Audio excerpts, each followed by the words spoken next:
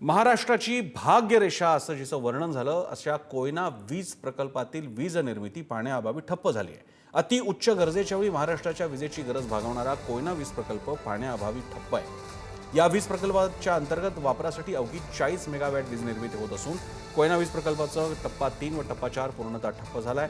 तर फक्त टप्पा 1 आणि 2 मधून किरकोळ अंतर्गत वापरासाठी वीज निर्मिती केली जाते। शेखर पाटील कोल्हापूरहून आपल्यासोबत आहेत। शेखर, काय हाल हवाल आहेत कोयना विद्युत प्रकल्पाचे?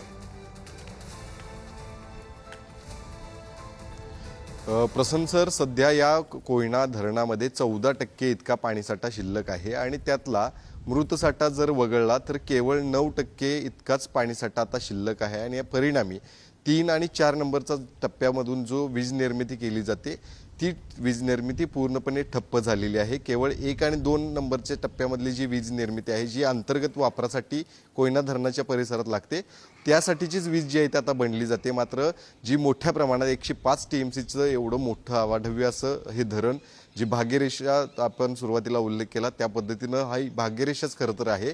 मात्र आता पाऊसच त्या ठिकाणी सुरुवात आता झालेली नसल्यामुळं ही वीज निर्मिती पूर्णपणे आता बंद करायची वेळ आलेली आहे।